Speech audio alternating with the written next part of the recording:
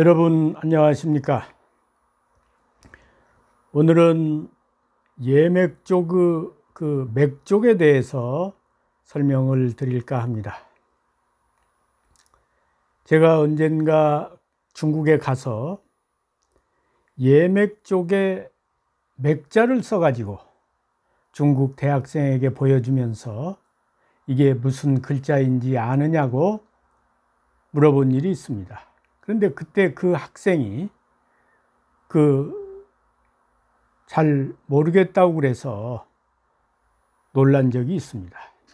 한국 사람이야 한글만 배우니까 맥자를 모를 수도 있겠습니다만 중국인은 한자를 상용하고 있는데 그 맥자를 모르는 것을 보고 이 중국에서 맥족에 대한 교육이 전혀 이루어지지 않고 있구나, 그것을 그때 알게 됐습니다.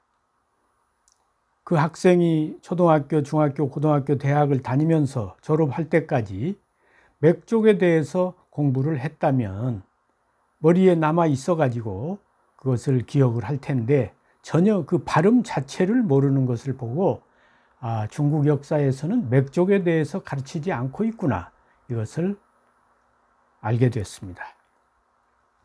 그런데 사실은 중국 역사상에서 여러 민족이 명멸했지만 결국은 이 동쪽의 이족과 서쪽의 화족으로 귀결되는데 그 이족과 화족의 최종적인 뿌리는 맥족입니다. 이 유절이라고 하는 근대 중국의 유명한 역사학자가 있는데 그가 이런 얘기를 했어요. 이야 화야 개추러맥이라. 동이족이나 화족이나 다 맥족에서 나왔다.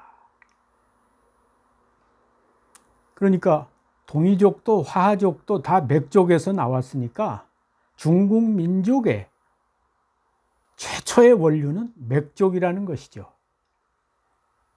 그러면 여기서 이는 뭐고 화는 뭐고 맥은 뭐냐? 동이족은 누구고 화족은 누구고 또 맥족이라는 건 또 뭐냐? 저는 이 동이족, 화족은 문화적 개념이라고 봅니다. 다시 말하면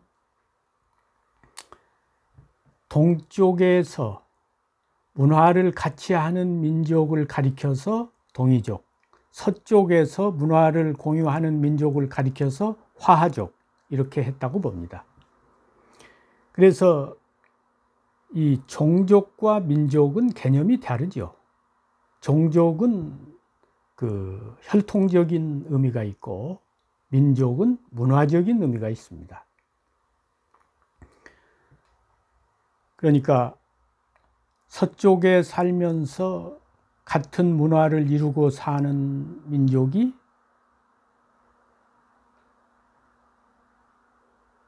화족, 동쪽에 살면서 같은 문화를 향유하고 사는 민족이 동이족.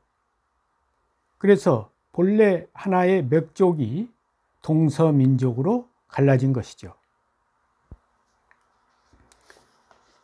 그러면 맥족이란 누구냐? 이게 그 중국 역사의 원류를 아는 관건이 되겠죠. 그런데 그 중국 문헌에 나오는 맥족, 동이족과 화족의 뿌리라는 그 맥족이 우리 역사에 나오는 우리 한민족의 원류라는 예맥족의 맥자하고 글자가 같습니다.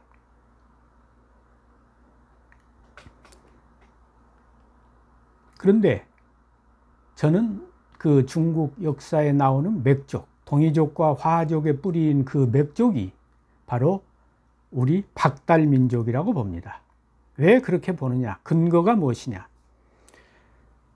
그 유가의 경전을 통틀어서 말하면 13경인데 13경 중에 주례라는 책이 있습니다. 그 주례에 맥제에 관한 이야기가 나와요. 맥제. 그러니까 맥신을 제사 지내는 것을 맥제라 하는데 그 대문을 한나라 때 대표적인 한학자인 정현, 이제 송나라 이후에는 주자가 대표적인 한학자였습니다만 한나라 때 대표적인 한학자는 정강성, 정현입니다. 정현이 그 맥제를 주석하면서 이 맥은 맥으로 발음할 게 아니라 박으로 발음해야 된다 그랬습니다. 그러니까 박제, 백제, 박달제다. 맥제는 바로 박제다. 이렇게 얘기를 했어요.